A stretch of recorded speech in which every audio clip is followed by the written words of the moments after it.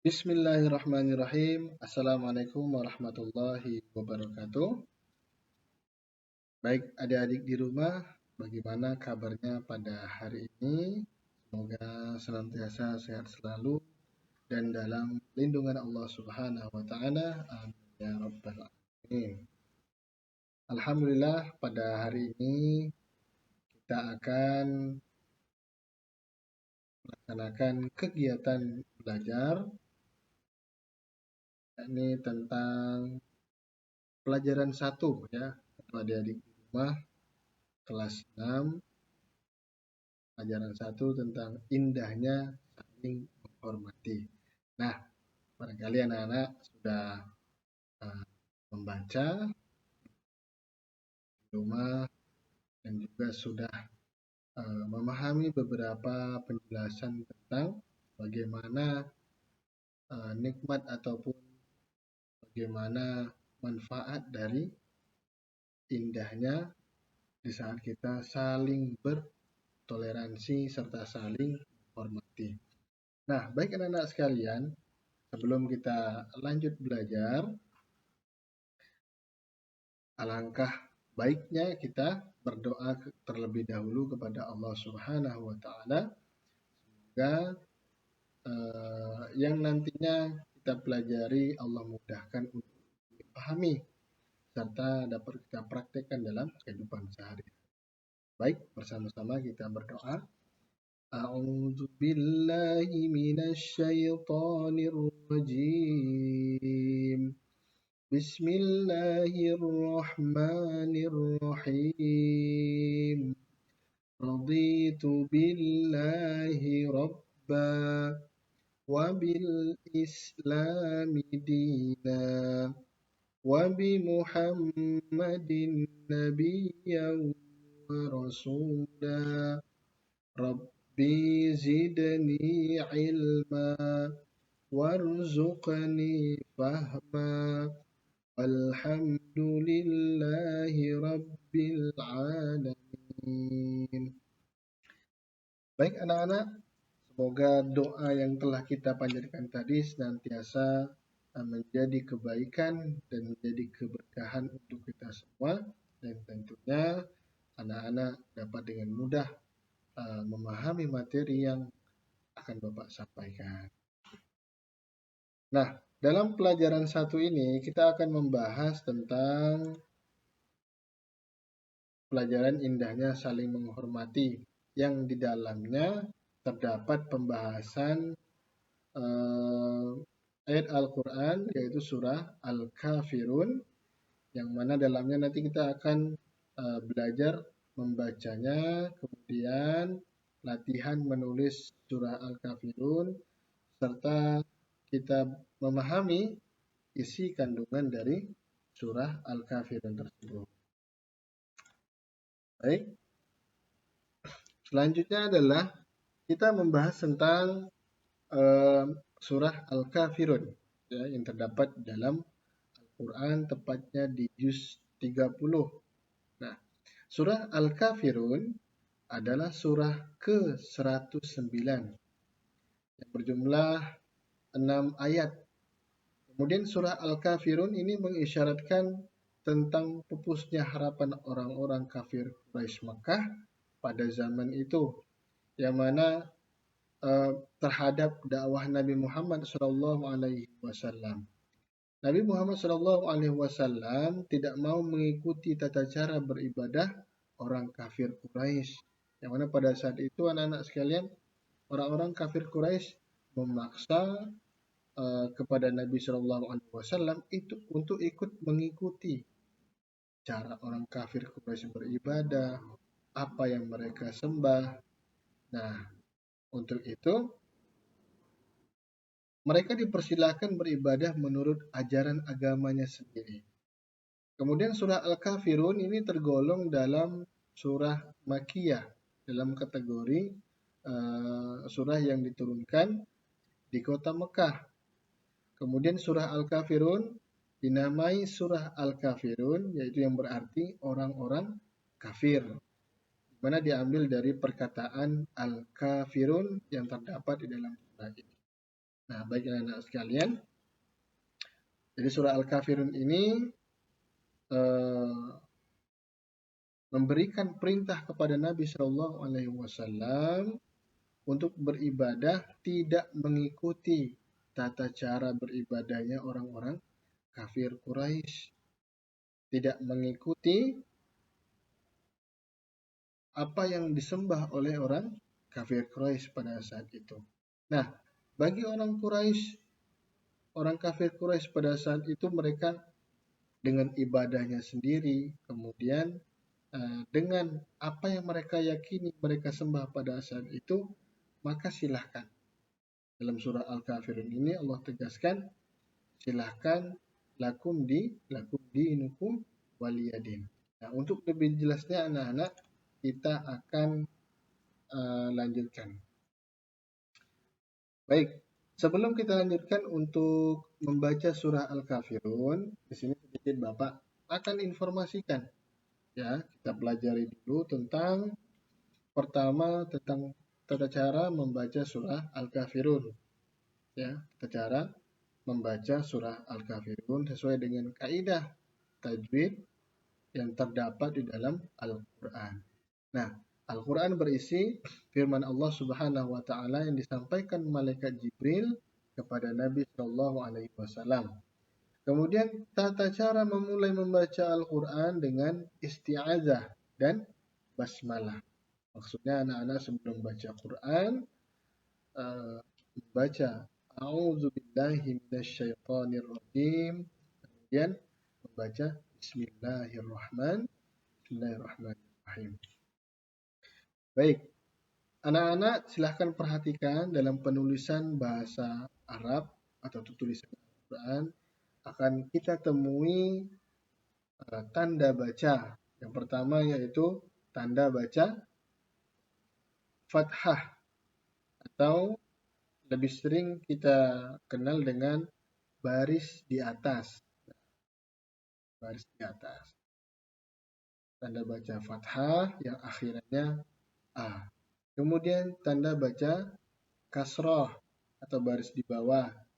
Kita kenal dengan akhirannya I. Kemudian yang kedua, tanda baca dhammah yang akhirannya U. Kemudian yang kedua, tanda baca yaitu tanda baca tanwin. Tanda baca tanwin ini sebenarnya sama dengan tanda baca yang barusan kita bahas. Ada fathah, ada kasroh, kemudian ada dhammah. Yang membedakannya apa? Mereka double ataupun dua. Ada fathahnya jadi dua menjadi fathatain yang awalnya A menjadi dua an. Kemudian kasroh menjadi dua jadi kasrotain di in. Kemudian dhammah menjadi dua yaitu un. Serta tanda baca berikutnya ada tanda baca sukun, lalu ada tanda baca tasdid. Ya, maaf, tasdid. Nah, berikut Pak contohkan. Ini ada tanda baca tasdid yang terdapat pada huruf mim. Nah, mim bertasdid. Kita bacanya abidum ma. Ulangi. Abidum ma. Kemudian yang ketiga, membaca kalimat bahasa dari arah sebelah kanan ke. Jadi kalau kita baca teks bahasa Indonesia atau buku bahasa Indonesia itu dari sebelah kiri ke kanan. Nah, kemudian membaca ayat Al-Quran harus dengan lafal dan makhraj yang benar. Yang maksudnya adalah tata cara menyebutkan hurufnya harus benar. Karena kita sering keliru pada huruf misalnya antara H dan H atau A dan A dan beberapa huruf yang harusnya berbeda. Jadi kita akan pelajari. Kemudian cermati cara pengucapan Bapak dan Ibu kamu dalam menghafalkan ayat-ayat surah Al-Kafir. Jadi anak-anak perhatikan nanti Bapak akan contohkan, nanti anak-anak boleh praktekkan. Nah, baik kita lanjutkan. Setelah kita mengenal tanda bacanya, kita akan langsung mempraktekkan membaca surah Al-Kafirun. Ya, ikuti Bapak. أعوذ بالله من الشيطان الرجيم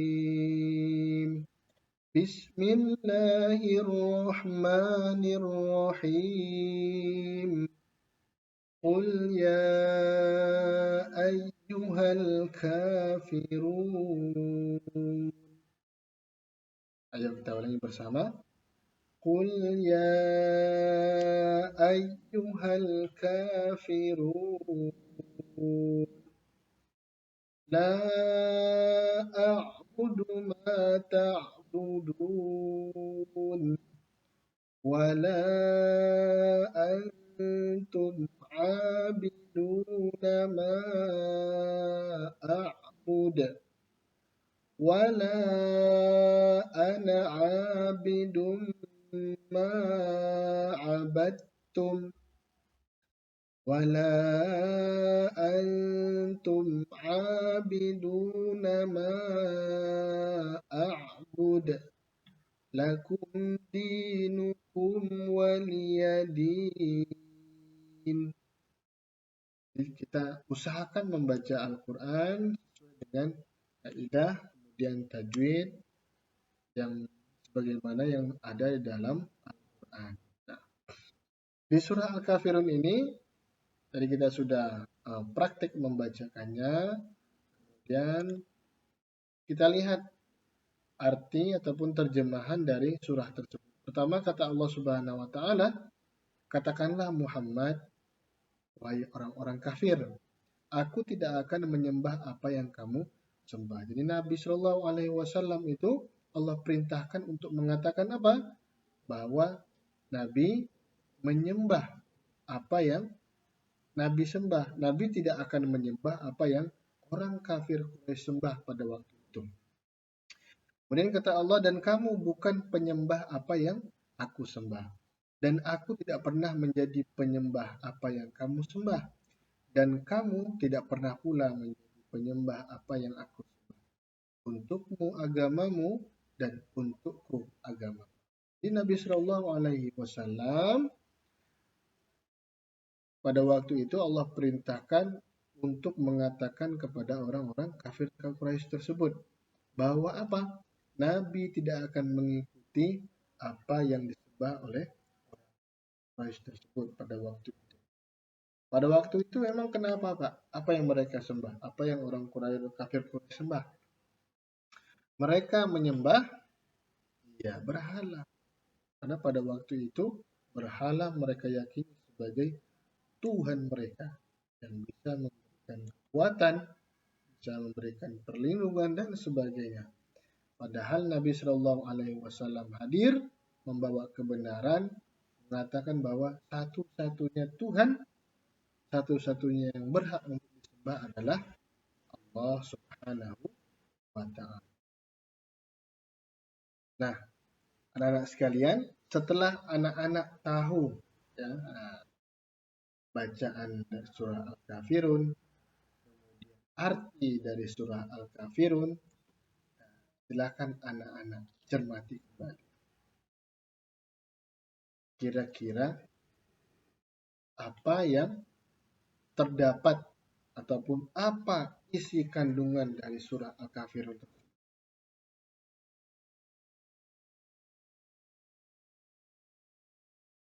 Baik, setelah anak-anak mendiskusikan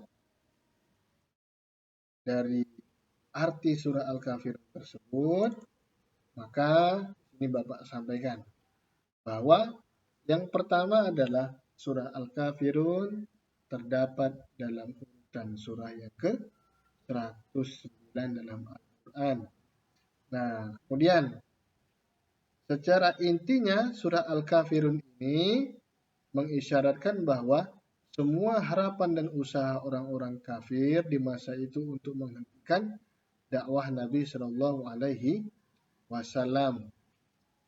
Allah Subhanahu Wa Taala menerangkan bahwa Nabi Shallallahu Alaihi Wasallam tidak mau mengikuti tata cara ibadah orang-orang kafir di zamannya.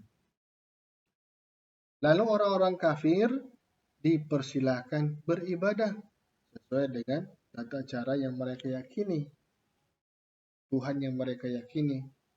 Orang Islam pada waktu itu bagaimana, Pak? Sama, demikian juga. Ya, orang Islam juga melaksanakan uh, tata cara beribadah sebagaimana yang mereka yakini, yang dituntun oleh Nabi Shallallahu Alaihi Wasallam. Ya. Jadi itulah uh, pelajaran kita tentang indahnya saling menghormati. Hormati dalam artian bagaimana? Tidak ada paksaan, tidak ada penindasan, tidak ada saling memojokkan. Artinya apa? Bagaimana yang Allah tegaskan, lakum dinukum waliyadin. Silahkan mau mengamalkan apa yang mereka yakini pada waktu itu, silahkan. Dan orang Islam pengikut Nabi Shallallahu Alaihi Wasallam menjalankan apa yang juga mereka yakini. Bagaimana kita mengikuti Nabi Shallallahu Alaihi Wasallam sampai dengan hari ini. Nah, baik anak-anak sekalian, untuk itu kita perlu mengamalkan apa yang sudah kita pelajari pada kesempatan kali ini. Apa yang perlu kita amalkan, Pak? Kita refleksikan dalam kehidupan sehari-hari kita. Tentunya menghargai perbedaan yang ada. Ya. Kemudian tidak memaksa orang lain untuk meyakini apa yang kita yakini. Tidak memaksa orang lain melaksanakan apa yang kita kerjakan. Pelajaran yang penting yang perlu kita dalami. Ya. Mudah-mudahan apa yang sudah kita pelajari bermanfaat ilmunya untuk kita semua, untuk anak-anak sekalian, serta untuk Bapak pribadi, ya, Bapak amalkan dalam kehidupan sehari-hari. Semoga Allah Subhanahu wa taala selalu memberikan kita kemudahan, kelapangan dalam beribadah dan mengamalkan apa yang sudah kita pelajari dalam pembelajaran baik di sekolah maupun dimanapun kita berada. Baik anak-anak sekalian, barangkali itu yang Bapak sampaikan dalam kesempatan kali ini dalam pelajaran indahnya saling menghormati. Semoga anak-anak dapat mempraktekkan dalam kehidupan sehari-hari. Sebelum kita tutup, kita berdoa kepada Allah Subhanahu wa taala. Semoga pelajaran kita mendapatkan keberkahan sehingga dapat kita amalkan dalam kehidupan sehari-hari. Kita berdoa dengan Bismillahirrahmanirrahim. Subhanakallahumma wa bihamdika asyhadu an la ilaha illa anta astaghfiruka wa atubu ilaik. Akhirul kalam. Wassalamualaikum warahmatullahi wabarakatuh. Nah, baik kita lanjutkan. Setelah kita mengenal tanda bacanya, kita akan langsung mempraktekkan membaca surah Al-Kafirun. Ya, ikuti Bapak. A'udzu billahi minasy syaithanir rajim. Bismillahirrahmanirrahim. Qul ya ayyuhal kafirun. Ayo kita ulangi bersama. Qul ya ayyuhal kafirun. La a'budu ma ta'budun. Wala antum عابدون ما أعبد ولا أنا عابد ما عبدتم ولا أنتم عابدون ما أعبد لكم دينكم ولي دين Jadi kita usahakan membaca Al-Quran sesuai dengan kaidah, kemudian tajwid yang sebagaimana yang ada di dalam Al-Quran. Nah, di surah Al-Kafirun ini tadi kita sudah praktik membacakannya, kemudian kita lihat arti ataupun terjemahan dari surah tersebut. Pertama kata Allah Subhanahu wa taala, katakanlah Muhammad, wahai orang-orang kafir, aku tidak akan menyembah apa yang kamu sembah. Jadi Nabi Shallallahu Alaihi Wasallam itu Allah perintahkan untuk mengatakan apa? Bahwa Nabi menyembah apa yang Nabi sembah. Nabi tidak akan menyembah apa yang orang kafir Quraisy sembah pada waktu itu. Kemudian kata Allah, dan kamu bukan penyembah apa yang aku sembah. Dan aku tidak pernah menjadi penyembah apa yang kamu sembah. Dan kamu tidak pernah pula menjadi penyembah apa yang aku sembah. Untukmu agamamu dan untukku agama. Di Nabi Shallallahu Alaihi Wasallam pada waktu itu Allah perintahkan untuk mengatakan kepada orang-orang kafir Quraisy tersebut bahwa apa? Nabi tidak akan mengikuti apa yang disembah oleh Quraisy tersebut pada waktu itu. Pada waktu itu memang kenapa Pak? Apa yang mereka sembah? Apa yang orang Quraisy kafir Quraisy sembah? Mereka menyembah ya berhala.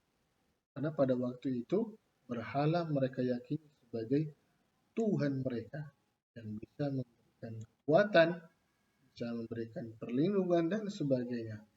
Padahal Nabi Shallallahu Alaihi Wasallam hadir membawa kebenaran, mengatakan bahwa satu-satunya Tuhan, satu-satunya yang berhak untuk disembah adalah Allah Subhanahu wa Ta'ala.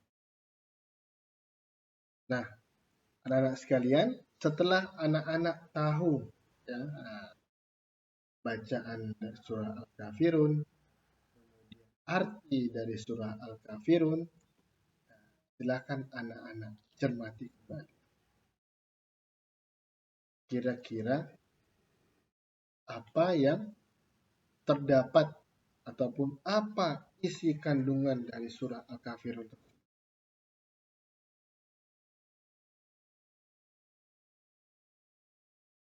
Baik, setelah anak-anak mendiskusikan dari arti surah Al-Kafirun tersebut, maka ini Bapak sampaikan bahwa yang pertama adalah surah Al-Kafirun terdapat dalam urutan surah yang ke-109 dalam Al-Quran. Nah, kemudian secara intinya surah Al-Kafirun ini mengisyaratkan bahwa semua harapan dan usaha orang-orang kafir di masa itu untuk menghentikan dakwah Nabi Shallallahu Alaihi Wasallam. Allah Subhanahu Wa Taala menerangkan bahwa Nabi Shallallahu Alaihi Wasallam tidak mau mengikuti tata cara ibadah orang-orang kafir di zamannya. Lalu orang-orang kafir dipersilahkan beribadah sesuai dengan tata cara yang mereka yakini, Tuhan yang mereka yakini. Orang Islam pada waktu itu bagaimana Pak? Sama, demikian juga. Ya, orang Islam juga melaksanakan tata cara beribadah sebagaimana yang mereka yakini, yang dituntun oleh Nabi Shallallahu Alaihi Wasallam. Ya. Jadi itulah pelajaran kita tentang indahnya saling menghormati. Hormati dalam artian bagaimana? Tidak ada paksaan, tidak ada penindasan, tidak ada saling memojokkan. Artinya apa? Bagaimana yang Allah tegaskan, lakum dinukum waliyadin. Silahkan mau mengamalkan apa yang mereka yakini pada waktu itu, silahkan. Dan orang Islam pengikut Nabi Shallallahu Alaihi Wasallam menjalankan apa yang juga mereka yakini. Bagaimana kita mengikuti Nabi Shallallahu Alaihi Wasallam sampai dengan hari ini. Nah, baik anak-anak sekalian, untuk itu kita perlu mengamalkan apa yang sudah kita pelajari pada kesempatan kali ini. Apa yang perlu kita amalkan, Pak? Kita refleksikan dalam kehidupan sehari-hari kita. Tentunya menghargai perbedaan yang ada. Ya. Kemudian tidak memaksa orang lain untuk meyakini apa yang kita yakini. Tidak memaksa orang lain uh, melaksanakan apa yang kita kerjakan. Pelajaran yang penting yang perlu kita dalami. Ya. Mudah-mudahan apa yang sudah kita pelajari bermanfaat ilmunya untuk kita semua, untuk anak-anak sekalian, serta untuk Bapak pribadi, ya, Bapak amalkan dalam kehidupan sehari-hari. Semoga Allah Subhanahu wa taala selalu memberikan kita kemudahan, kelapangan dalam beribadah dan mengamalkan apa yang sudah kita pelajari dalam pembelajaran baik di sekolah maupun dimanapun kita berada. Baik anak-anak sekalian, barangkali itu yang Bapak sampaikan dalam kesempatan kali ini dalam pelajaran indahnya saling menghormati.